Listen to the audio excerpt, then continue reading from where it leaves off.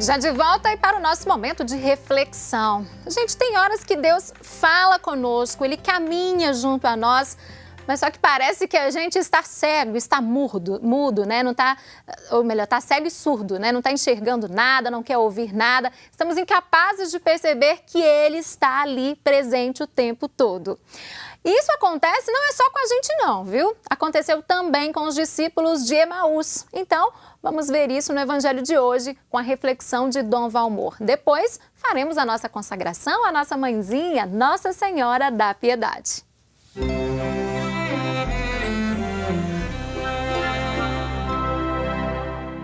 Amado irmão, amada irmã, saúde e paz. Desejo de coração que este nosso encontro aqui na comunidade orante ao redor da amada Mãe Maria, discípula exemplar, a proclamação da palavra nos ilumine como luz para o nosso caminho e lâmpada luzente para os nossos pés. Por isso quero, preparando-nos para vivenciar esta experiência bonita do amor de Deus que se derrama pela força de sua palavra aqui na comunidade orante, fortalecendo nossa comunhão, tirar das homilias de São Gregório Magno, Papa, quando ele nos lembra com uma pergunta. Lembrando-nos e referindo-se a Jesus, o que ides conversando pelo caminho? Foi Jesus quem perguntou aos discípulos de Emaús. Eles pararam com o rosto triste e um deles, chamado Cleofas, lhe disse: Tu és o único peregrino em Jerusalém que não sabe o que lá aconteceu nestes últimos dias? O Senhor perguntou: O que foi? O Senhor apareceu a dois discípulos que caminhavam e que, não acreditando, dele falavam. Apareceu sem lhes mostrar uma fisionomia que eles reconhecessem. O Senhor realizou exteriormente aos olhos do corpo o que se passava neles interiormente aos olhos do coração. Em seu interior, com efeito, eles amavam e duvidavam. Exteriormente, porém, em presença deles, o Senhor não manifestava quem era. Amai a hospitalidade, caríssimos irmãos. Amai as obras de caridade. É a ela que Paulo se refere quando diz: perseverai no amor fraterno, não descuideis da hospitalidade, pois graças a ela alguns hospedaram anjos sem o perceber. A esse respeito, Pedro afirma: sede hospitaleiros uns com os outros, sem reclamações. E a própria verdade diz: eu era estrangeiro e me recebestes em casa. E quando vier no dia do juízo dirá: todas as vezes que fizestes isso a um desses mais pequeninos que são meus irmãos, foi a mim que o fizestes. Considerai, portanto, quão grande é a virtude da hospitalidade. Acolhei a Cristo em vossas mesas, para merecer de ser por ele acolhido no banquete eterno. Dai agora hospitalidade a Cristo peregrino, a fim de que no dia do juízo ele não vos desconheça como peregrinos, mas com sua ajuda vos receba em seu reino com um dos seus, ele que vive e reina com Deus por todos os séculos. Naquele mesmo dia, o primeiro da semana, 2 dos discípulos de Jesus iam para um povoado chamado Emaús, distante 11 quilômetros de Jerusalém. Conversavam sobre todas as coisas que tinham acontecido.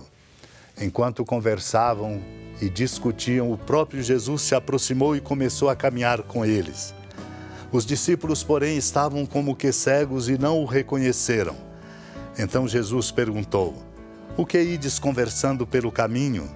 Eles pararam com o rosto triste e um deles, chamado Cleofas, lhe disse: tu és o único peregrino em Jerusalém que não sabe o que lá aconteceu nestes últimos dias? Ele perguntou: o que foi? Os discípulos responderam: o que aconteceu com Jesus o Nazareno, que foi um profeta poderoso em obras e palavras, diante de Deus e diante de todo o povo. Nossos sumos sacerdotes e nossos chefes o entregaram para ser condenado à morte e o crucificaram. Nós esperávamos que ele fosse libertar Israel, mas apesar de tudo isso, já faz 3 dias que todas essas coisas aconteceram. É verdade que algumas mulheres do nosso grupo nos deram um susto. Elas foram de madrugada ao túmulo e não encontraram o corpo dele. Então voltaram dizendo que tinham visto anjos e que estes afirmaram que Jesus está vivo. Alguns dos nossos foram ao túmulo e encontraram as coisas como as mulheres tinham dito. A ele, porém, ninguém o viu. Então Jesus lhes disse: como sois sem inteligência e lentos para crer em tudo que os profetas falaram? Será que o Cristo não devia sofrer tudo isso para entrar na sua glória? E começando por Moisés e passando pelos profetas, explicava aos discípulos todas as passagens da Escritura que falavam a respeito dele. Quando chegaram perto do povoado para onde iam, Jesus fez de conta que ia mais adiante. Eles, porém, insistiram com Jesus, dizendo: fica conosco, pois já é tarde e a noite vem chegando. Amado irmão, amada irmã, somos chamados a nos colocar na condição destes discípulos de Emaús, mesmo reconhecendo o nosso limite e nossa ignorância. Precisamos entre nós, como eles, conversar sobre aquelas coisas que aconteceram aquelas coisas, para que nós, procurando juntos, sempre na comunidade de fé, a exemplo deles, nós possamos ter a alegria grata, honrosa e fecunda de presença, força maior de Cristo que se aproxima e caminha com eles. Os discípulos estavam como que cegos, como nós, não o reconheceram. Por isso, pergunta-lhe Jesus: o que ides conversando pelo caminho? Eles então relembram na palavra de Cleofas: tu és o único peregrino em Jerusalém que não sabe o que aconteceu nestes últimos dias? Ele quis saber. Eles responderam. Contaram tudo o que tinha acontecido com Jesus o Nazareno, que tinha sido profeta poderoso, reconheciam eles em obras e palavras diante de Deus e do povo. Conta-lhes que os sumos sacerdotes e os chefes entregaram-no à morte e o crucificaram. E eles esperavam que ele fosse libertar a Israel. E já depois de 3 dias, nada absolutamente tinha acontecido. Não tinha acontecido no horizonte limitado e estreitado deles. Por isso Jesus lhes diz: como sois sem inteligência e lentos para crer em tudo o que os profetas falaram. E Jesus, com a força da Escritura, os faz percorrer um caminho para que eles possam de fato reconhecer a presença amorosa de Cristo.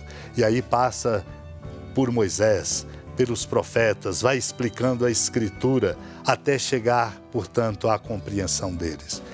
Quando estavam chegando ao final daquela caminhada, Jesus fez de conta que ia mais adiante. Eles foram e insistiram com ele, dizendo aquilo que nós precisamos dizer e pedir: fica conosco, Senhor, pois já é tarde, a noite vem chegando. Esta é a nossa prece, a prece do nosso amor, para compreendermos pela força da sua presença no partir o pão que ele distribuiu com eles, a sua presença amorosa, desdobrando em nossos corações a força do seu amor. Supliquemos humildemente, unidos ao coração da amada Mãe Maria, esta graça, a graça de estarmos na sua presença. Senhora da piedade, Mãe Virgem do Cristo Deus. Lembrai-vos, ó piedosíssima Virgem Maria, que nunca se ouviu dizer que alguém daqueles que, tendo recorrido à vossa proteção, implorado a vossa assistência e reclamado o vosso socorro, tenha sido por vós desamparado. Animado com igual confiança, a vós recorro, ó Virgem das Virgens, e gemendo sob o peso dos meus pecados, me prostro a vossos pés. Não desprezeis as minhas súplicas, ó Mãe do Verbo encarnado, mas dignai-vos de as ouvir propícia e de me alcançar o que vos peço. Amém. Feliz padroeira de um povo a lutar, a gente mineira te quer exaltar, não só lá na serra, tu és esplendor de toda esta terra, também és fulgor. Amado irmão, amada irmã, com alegria, do Santuário Basílica da Padroeira do Estado de Minas Gerais, a Senhora da Piedade, que da sua casa de clemência e bondade nos acompanha e nos abençoa do alto da serra. Magnífica arquitetura divina, a bênção de Deus, amor misericordioso. Pai, Filho e Espírito Santo, desça sobre sua família, sustente sua vida, proteja sua casa, fecunde o caminho missionário de nossa igreja, nos encha de sabedoria e permaneça conosco para sempre. Amém.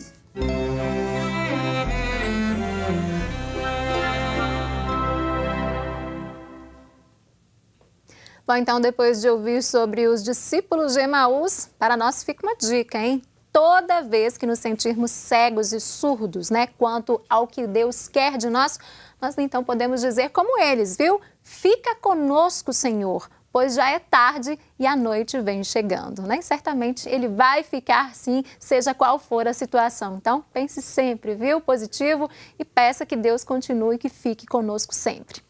Você que está nos acompanhando, já está na hora de dizer tchau. Sim, já está na hora de irmos embora, mas você pode acessar nossas redes sociais. O nosso Instagram é @Manhã da Piedade. Tem também o site da TV Horizonte, tvhorizonte.com.br e o nosso canal no YouTube, youtube.com/Manhã da Piedade. Na sequência, você fica com imagens do canteiro de obras da nossa Catedral Cristo Rei e eu convido você a contribuir. Basta você ligar 3269-3100 e contribuir com as obras da nossa Catedral. Na sequência, você fica com a Cirantão. Eu volto amanhã às 10 ao vivo. Até lá! Tchau, tchau!